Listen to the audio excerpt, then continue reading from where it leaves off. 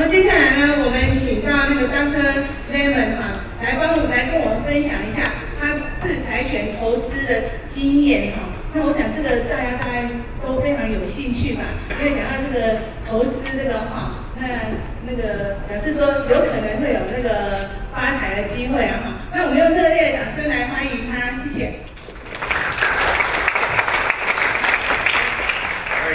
Good afternoon. Thanks a lot for having me here today. When I was young, my dad, who was a lawyer, said the way to get wealthy is not to be a lawyer. You can make a good income, but you can't get wealthy by being a lawyer. 他说呢，其实他爸爸告诉他，做律师不见得会有钱，不要做律师不会有钱。So I'm a lawyer and I don't make that much money. But how do you create great wealth? My dad said, is you own something that appreciates rapidly. 他说，如果你有什么东西别人很喜欢，而且很大量都买，就会有钱。So I think the Chinese understand this very well. That's why you buy real estate, right? So everyone's buying real estate in Taipei, and then the money goes up and it appreciates rapidly, and you can make a lot of money. That's why people are buying in the mainland real estate. 买土地也是这样，炒地，炒股票。So what about intellectual property? Intellectual property, that can appreciate rapidly as well, just like real estate. Some of these things like Coca-Cola, it's maybe just the name alone is worth more than $1 billion. No factories, no anything else. 就像这些商标超级有价值，也不需要盖工厂，也不需要花钱。Yeah, there's places like Nike, like I said in the last thing, they're a very powerful company, but they don't even have one single factory. All they do is they outsource their factory. Apple is a very powerful company. It doesn't have one single manufacturing facility in the world, but it uses its intellectual property to make money. Apple and Samsung and Motorola have spent infamously in this last 12 months more money on lawsuits and purchasing intellectual property than any other year. Google spent $12 billion to purchase Motorola, and it also paid IBM for 1,000 patents. And Apple spent more than $2.6 billion obtaining patents from Nortel. 那现在说呢，其实有些像这个 Nike 跟苹果根本不用盖工厂啊，那这个 Google 花了200亿买 Motorola， 然后现在很多智财权的买卖其实也是很赚钱。So what the heck is intellectual property rights? It's something that you own. It's a creation of the mind where you have exclusive rights under the laws, and it can appreciate rapidly and bring us more fortune. So examples of it are copyright. These are all governed by international law. Industrial property, trademark, utility models, industrial designs, and trade secrets. So some of these things we register, and some of them we don't. We have to protect. Under intellectual property law, owners are granted certain exclusive rights on intangible assets. 那简单我讲一下 ，copyright 像哈利波特对不对？然后 trade secret 像可口可乐的配方对，所以他这边讲一下专利权有很多的一个状态跟式样。Yeah, so I was looking. I guess next slide. What did some famous people say about intellectual property rights? I mean, Bill Gates, the famous college dropout, said intellectual property has the shelf life of a banana, but somehow he's making a lot of money from that. And then the mayor of London, I just thought I would take his quote. He said, sometimes I don't understand what's wrong with the UK. This is just about the most creative, imaginative country on earth. And Dr. Wang and I both went to university in the UK. Yet sometimes the UK doesn't know how to have the gumption to exploit its intellectual property. Whatever we invent, from the jet engines to the internet, I didn't realize they invented that, but we will find someone who carts it off and makes a killing elsewhere.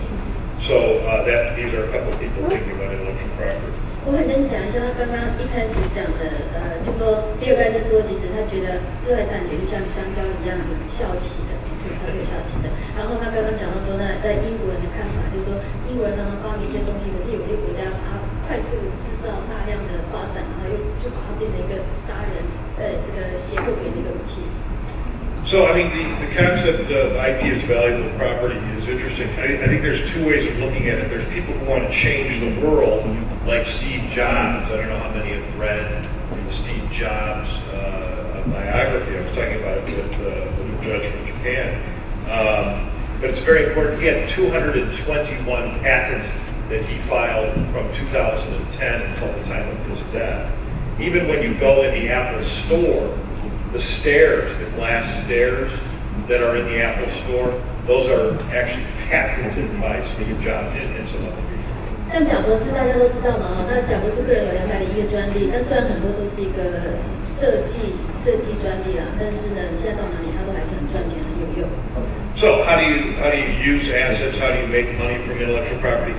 Apple last year paid $60 million to settle a dispute with Shenzhen ProView Technology. The dispute occurred as to whether Apple acquired the iPad name in China when it brought rights to various countries from the ProView affiliate here in Taiwan for 35,000 British pounds. So that was about 55,000 US dollars. And then later, it was found that they had to pay a great deal more money for that for that name. So that shows you how to appreciate traffic just with the name. 他现在讲 iPad， 就是说，其实当初在买 iPad 的时候呢，是 Apple 的一个小公司自动的，然后买的大概是5万5美金，但是最后因为在深圳这个地方没有办法实施，最后他们还花了6000万美元去协商这个暑假发生的事情。所以你可以知道说，因为如果 iPad 不能卖，不能用 iPad 卖，那会卖那么好吗？不行，所以6000万花下去是值得的，所以现在刚好多值钱。Okay, so I mean, it's important to know, and when I was young, I didn't really understand this, but there are international conventions that govern intellectual property. But all intellectual property is also local, so it's all, if you don't file it locally and protect it locally, these are the conventions that govern intellectual property law. And I'm not going to go into detail of these, but each one of these things has to do with the overview internationally, but they must be protected here in Taiwan and must be protected in each home jurisdiction. 那现在呢，有关制裁权方面的规定有世界的协定，像去除外头，还有一些国安协定啊、巴黎公约这些来规范，但是每个国家有它自己的国内法。Okay, so next slide is we're going to talk a little bit about copyright law in mainland China. So I've been in mainland China for about 25 years. And they actually recognize copyright law. They're a member of the Berne Convention, and the way that you can exploit that. They also have something called copyright recordal, where you'll go ahead and record that right, and then that means prima facie that you own that right in China, and you should win in court case subsequent to that. So trademarks, the next thing we'll talk about. Trademarks, we looked at that in the first slide. It's registered trademarks are those who have been approved and registered. What's important in China, what's in mainland China, what's important in Taiwan is that you're the first one to file that. So we'll go to the next slide. The next thing is patents. Again, it was discussed with my previous speakers. It's that innovative step. It's that intellectual property right that's granted. And it's Article 26 of the patent law that says that you have the invention or utility model for design patents are allowed. So design are for 10 years, utility for 10 years, and for innovation is 20 years. So these are all assets. These are all things that we try to encourage our clients to protect in China. And then, next slide. So now we get to investment considerations and value for intellectual property. The truth be told is, it is kind of a greater fool theory. I mean, how much is intellectual property worth? It's only worth what someone is willing to pay for. But there are other ways, as previous speakers have discussed, that talk about how one values intellectual property. And then there's a number of, in mainland China, there's the Beijing Asset Appraisal Corporation and the China Appraisal Society. And then throughout the world, there's a lot of different ways to basically approve or try to put a value as to what the investment of this intellectual property is. With investment considerations, you have to take a look at a lot of different codes. Like I said, number one, have you filed these things as a copyright, recorded them, trademark, or patents? And once you've done that, then you can go on to then consider about what to do with this portfolio. And the thing about the next thing, that what most people don't understand is that in order to protect rights, it costs a lot of money. So both Dr. Wang and myself have worked in the pharmaceutical and the health sciences area. To protect an intellectual property right for a patent portfolio worldwide can cost as much as $1 billion to keep it maintained around the world. And so this is a great consideration. So then people say, should we spend the money to protect in Taiwan if we're not going to sell in Taiwan? Should we protect the patent portfolio for China if we're not going to sell there? And what I always say to customers and clients is that if we don't protect there, then we dedicate that, we give that to the public. So you waive that right. And then as a result, when that happens, later they decide they want to enter the market, they always blame the country. Oh, Taiwan doesn't have good enforcement, or China doesn't have good enforcement. The truth is, most of the intellectual property problems are created by themselves, by the companies themselves. Okay. 现在他刚刚简单讲了一下，那著作权其实你写了它就存在，但是有争议要去举证。那像商标跟专利是要去注册。那么现在他刚刚讲就是说，到底要不要申请，到底要不要注册？很多公司一开始都不愿意，但是之后发现争议的时候要去申请注册都来不及。这个我举个简单的例子，各位念大学有没有用？可是你如果不念，有一天要用就没得用。Similar situation. Yeah.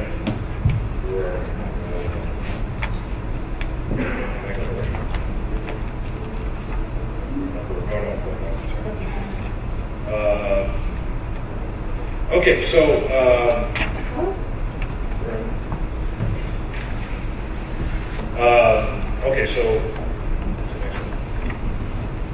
we got this for the next one.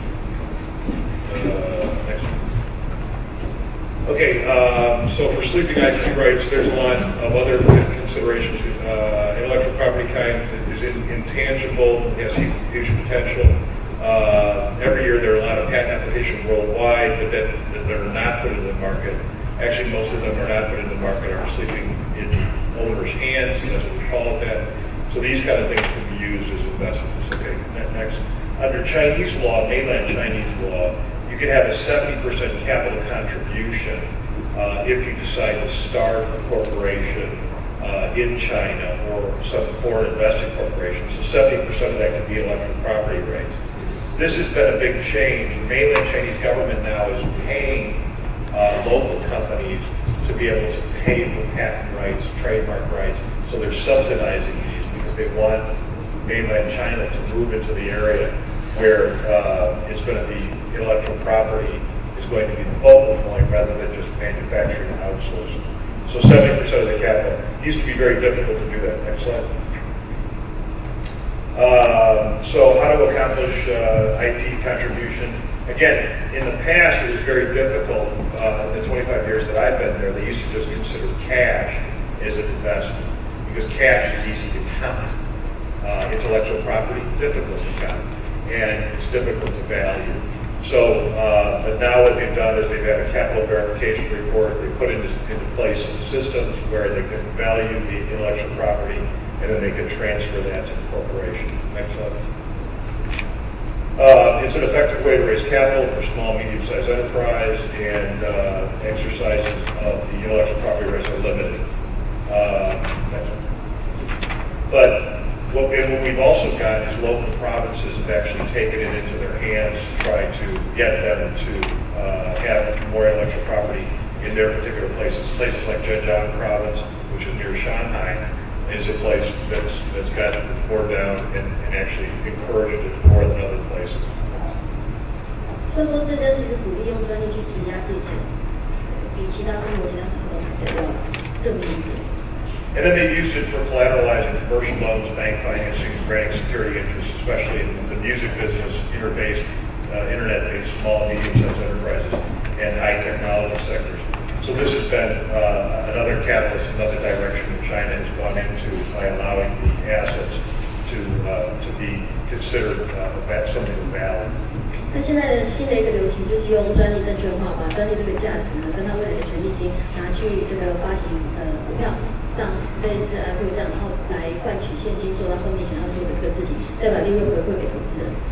Okay, then the next thing that has been an experiment by mainland China but has not been very successful is to put this IP ownership in trust. and IP rights to a trustee. So the IP rights go into the market and the benefits come to the IP owner. This has been experimented on in local provinces and worked in some places and not in others. 那在中国有一些省份已经开始这个智慧产权可以做信托，然后可以来运作来利用这个专利权。So in Wuhan, for example, they have an international trust investment limited and a no IP rights trust system, but they went ahead and tried. Next slide. So they went ahead and they tried to go forward with that, and there was not a benefit made from trust. And since the trust laws were well developed, it was a bit of a disaster. But the point of it is that the way to get wealthy again is intellectual property. It's something that appreciates rapidly. How to exploit it is something that places like Taiwan, places like China are trying to better improve. In the past, they just looked at valuation of money put into a venture. Now they're looking towards intellectual property as an important asset to be able to capitalize corporations.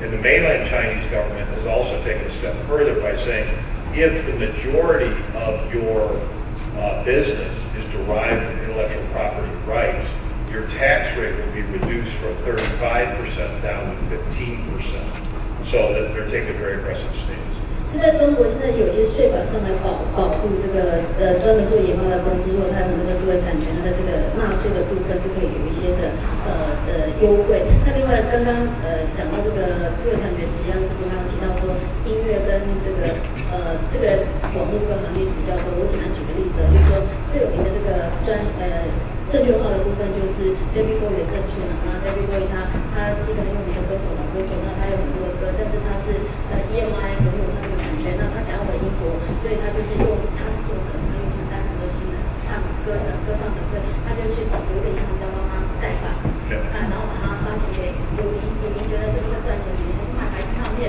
所以他拿了这些钱把版权买好回去英国继续胜，然后这个是最有名的乐站。那现在拍电影或者是小试着在日本开始有些就是案例。Good. So with that, I would like to thank everybody's attention and thank my fellow panelists here, and that's all I have to say. Thank you very much.